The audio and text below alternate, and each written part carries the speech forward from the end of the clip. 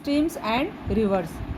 झरने और नदियाँ। The summer ice and snow melt high upon the mountains, it forms water which comes down from the mountain as streams and river.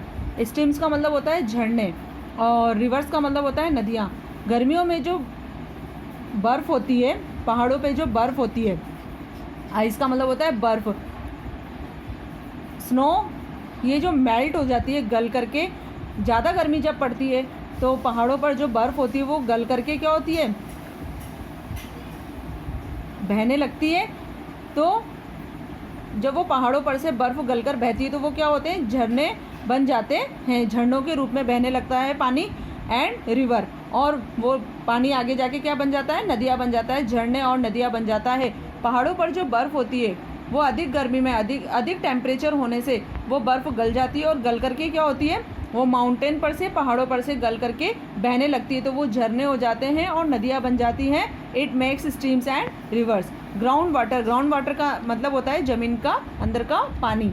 Some of the rain water goes underground. वर्षा का, rain water का मतलब होता है वर्षा का जल, वर्षा का कुछ जल ज़मीन के अंदर, अंडरग्राउंड का मतलब होता है ज़मीन के अंदर चला जाता है। A part of this underground water make of plants and the rest is taken out from wells, hand pumps and tubewell. तो यह जो अंडरग्राउंड पानी होता है, वर्षा का जो जल होता है, वह ज़मीन के अंदर चला जाता है।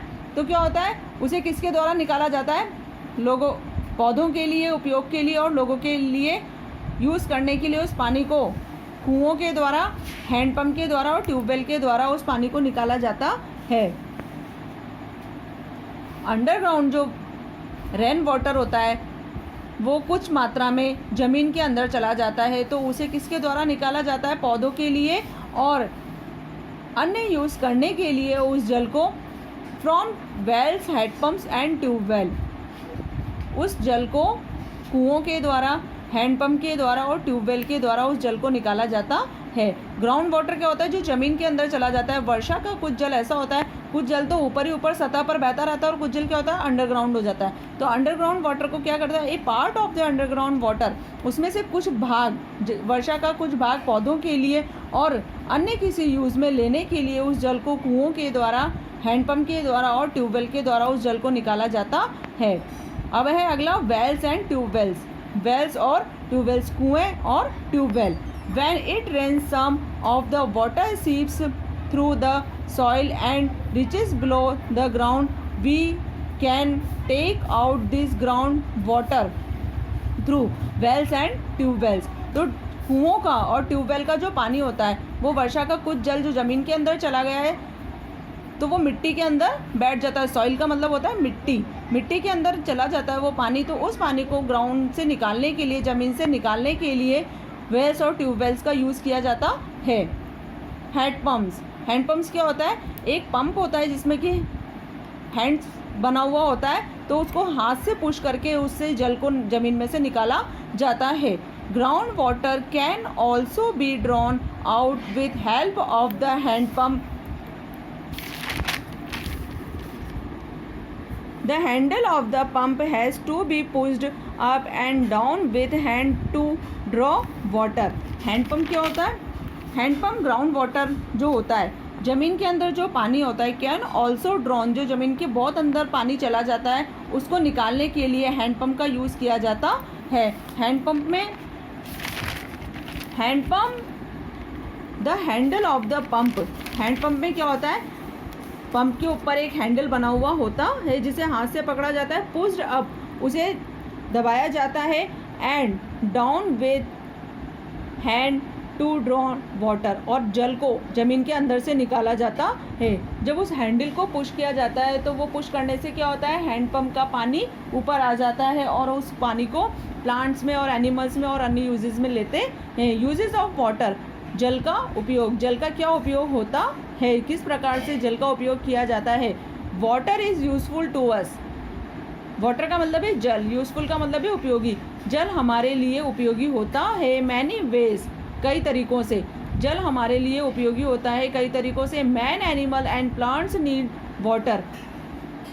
आदमियों को, जानवरों को और पौधों को जल की आवश्यकता होती है। नीड का मतलब होता है आवश्यकता। आदमियों को, जानवरों को और पौधों को जल की आवश्यकता होती है। फॉर सर्वाइवल, जीने के लिए। सर्वाइव का मतलब क्या होता है? जीना। जीने के लिए आदमियों को, जानवरों को और पौधों को जीने के लिए जल की आवश्यकता होती है। A man's requires about 25 litres of 2.5 litres of water daily for drinking. एक सामान्य व्यक्ति को जीने के लिए 2.5 लीटर जल की डेली पीने के लिए आवश्यकता होती है। यानी कि एक जो सामान्य व्यक्ति होता है वो तभी सर्वाइव कर सकता है जबकि उसको 2.5 लीटर पानी प्राप्त होगा। A man requires about 2.5 litres of water daily for drinking. Our body temperature is regulated when we sweat. जब हम जल को पीते हैं तो हमारे शरीर का जो टेम्परेचर होता है वो डाउन हो जाता है और हमारा पसीना, स्वेट का मतलब क्या होता है? पसीना, हमारा पसीना सूख जाता है। तो पसीना सुखाने के लिए टेम्परेचर का डाउन होना बहुत ज़्यादा ज़रूरी होता है। जब वो डाउन हो जाता है तो हमारा पसीना सूख जाता है। उसके लिए क्या 2.5 लीटर की सर्वाइव करने के लिए जल की आवश्यकता होती है। नीड ऑफ नेसेसरी होती है वाटर की। Beside drinking we need water other domestic activities like cleaning, washing, bathing and cooking a means of transportation। beside, दूसरी तरफ। beside का मतलब होता है दूसरी तरफ। दूसरी तरफ पीने के लिए और अन्य घरेलू, डोमेस्टिक का मतलब होता है घरेलू, एक्टिविटी का मतलब होता है कार्य। पीने के लिए, दूसरी तरफ पीने के लिए और अन्य घरेलू कार्य के लिए जैसे कि सफाई, क्लीनिंग का मतलब होता है सफाई, वॉशिंग का मतलब होता है धोना, कपड़े धोना, घर साफ करना, कुछ भी होता है। बाथिंग का मतलब है स्नान करना और कुकिंग का मतलब होता है खाना बनाना। मीन्स ऑफ ट्रांसपोर्टेशन, यानी कि सभी तरीक़ों से जल का उपयोग किया जाता है। पीने के लिए किया जाता है, वॉशिंग के लिए किया जाता है, डोमेस्टिक एक्टिविटीज़ के लिए किया जाता है, बाथिंग के लिए किया जाता है एंड कुकिंग के लिए किया जाता है वाटर का use. Water in lakes, rivers and underground contains impurities and hence cannot be consumed directly without purification।